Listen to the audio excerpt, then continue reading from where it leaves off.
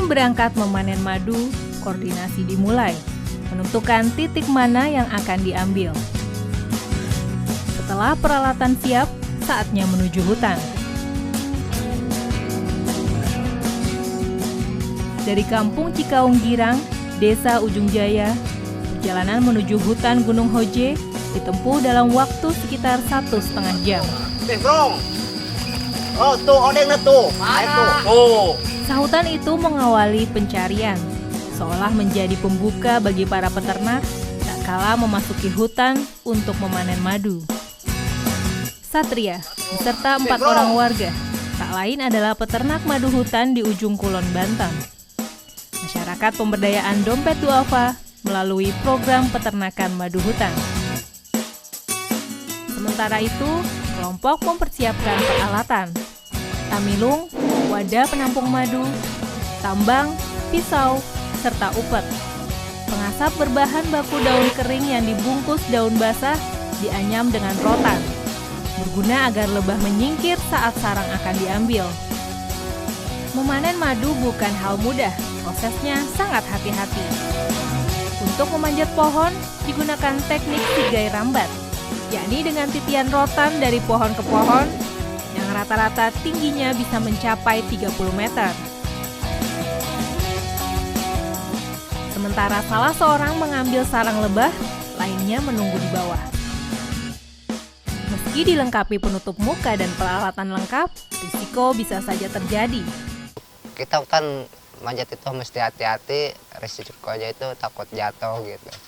Takut apalagi gitu kalau bawa api itu takut kebakaran gitu hutan. Setelah madu selesai dipanen, seluruhnya dibawa ke kampung.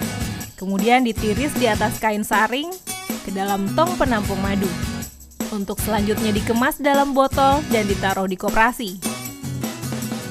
Pengolahan madu hutan yang masih sederhana menggerakkan Dompet Duafa memberdayakan petani madu hutan di ujung Kulon, Banten melalui program peternakan madu hutan. Berlokasi di Desa Ujung Jaya, Kecamatan Sumur, Kabupaten Pandeglang, Banten. Awalnya, petani biasa memanen madu dengan memangkas semua sarangnya, termasuk anakan, sehingga tidak ada lagi yang tersisa untuk dikembangbiakan. Muncul gagasan dengan penerapan teknik panen lestari, mendorong petani untuk mengambil bagian madu saja, menyisakan sedikit di bagian pohon yang sudah dipanen.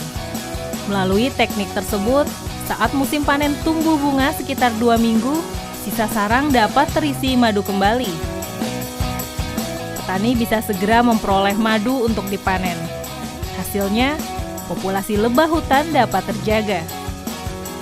Terlebih karena lebah yang menghasilkan madu, yakni Apis dorsata atau odeng, merupakan agen polinasi penyerbukan di antara agen serangga lain karena jumlah populasinya banyak.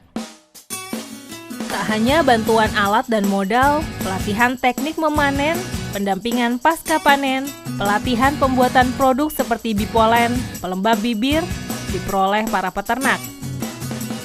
Peternakan madu hutan sangat bergantung pada kondisi cuaca. Kondisinya tak menentu. Panen hanya dilakukan petani pada musim kering karena lebah dapat menghimpun madu dari bunga-bunga yang berkembang. Sekitar lebih dari 28 sari bunga, diantaranya pohon salam, cipoleng, serta kigani. Di musim penghujan, pohon tidak menghasilkan bunga, sehingga saat musim penghujan, para petani madu hutan turun ke sawah untuk mencukupi kebutuhan sehari-hari. Kini, dengan teknik lestari serta pasca panen yang telah diterapkan, Koperasi Hanjuang sebagai unit pemasaran produk madu hutan membuka akses pasar dengan menjalin kerjasama pemasaran bersama beberapa mitra.